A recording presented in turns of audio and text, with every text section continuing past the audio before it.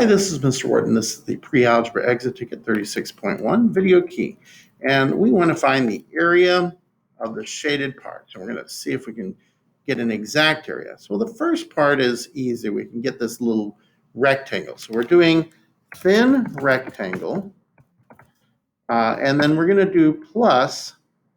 Well, there's two squares, and we're subtracting a semicircle, a quarter circle from each one. So we could say, and so we could multiply that by 2, or we could say 2, yeah, so we'll multiply times 2, times square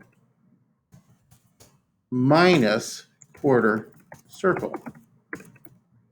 Okay, so that's the structure that I would go with. So the thin rectangle is going to be 2 centimeters times 0.2 centimeters. And then we'll do 2 times side squared plus, so minus pi r squared all over 4, because that's a quarter circle. I'm going to put a little times thing there. Okay, I'm just building my structure. And I prefer to do it this way because it helps keep me from losing track of things, and I also find useful stuff along the way. I'll go ahead and multiply out 2 times 0.2. That ends up being 0.4 centimeters squared. Okay, and then over here I'm going to have the radius is 2. I'm sorry, the side length is 2, but the radius is also 2. Okay, and that's going to work out to this. So, okay, 0.4. So let's work out what 2 squared is. That's, of course, 4. And 2 squared is 4. But we've got 4 over 4, so that's 1. So we don't even care about it. So it's 4 minus pi. So now we can go ahead and distribute the 2. So 0.4 plus 2 times 4. So that's 2 times 4 minus 2 pi. Okay, and then we can simplify that some more. That's 2 times 4 is 8. So plus 0.4, so 8.4 minus 2 pi. And that's centimeters squared. And you're done with that one. That is the exact answer. Okay, using exact trig ratios, let's square the sine of 30 degrees and the cosine of 30 degrees. So let's remind ourselves 30 degrees. So this is a 30, 60, 90 triangle. There's 30. Okay, 30 degrees. That's 60. And the square thingy is 90 degrees. So the ratio of sides is 1 to 2 to root 3. Okay, so if I can write a 3 with this thing.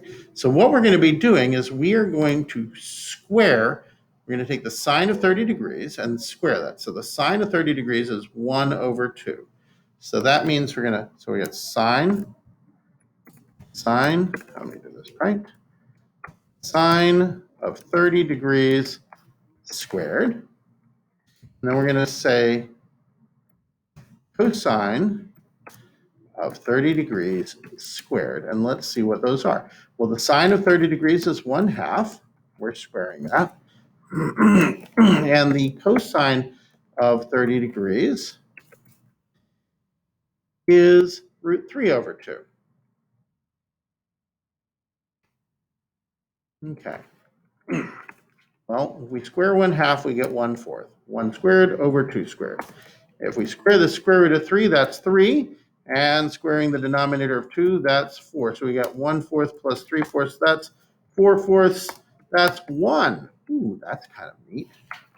Let's try 60 degrees. All right, so 60 degrees. We're going from here. Okay, the sine of 60 degrees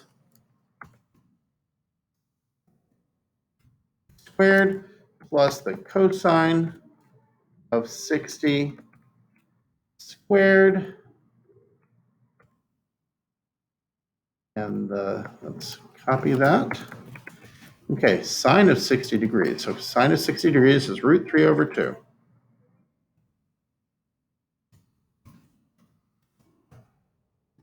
And the cosine of 60 degrees is 1 over 2, adjacent over hypotenuse, 1 over 2. And take a look, we've got the same thing we had just before. So we got, it's just in different order. So square root of 3 over 2 squared and 1/2 squared. So once again, I'm going to get 3/4 plus 1/4, which equals 4/4, which equals 1. What about a 45/45? Let's try that. So 45/45, 90. Okay. And this has a 1 root 2 relationship. Now, if I want, I'm not going to do the rationalize the denominator thing right now for the purpose of this. So I'm doing sine of 45 degrees squared plus cosine of 45 degrees squared. And let's see what that is. All right, well, the sine of 45 degrees is 1 over square root of 2. Okay, so either one of these doesn't matter. 1 over square root of 2. And the cosine is going to be the same thing because adjacent and opposite are the same length. Okay, so when I square 1 over square root of 2, 1 squared is 1, and square root of 2 squared is 2. So 1/2 plus 1/2, and that equals 1. Okay, now what do you get when you try with other degrees? Well, in fact, you should always end up with 1. So there is a trigonometric identity that is sine of an angle.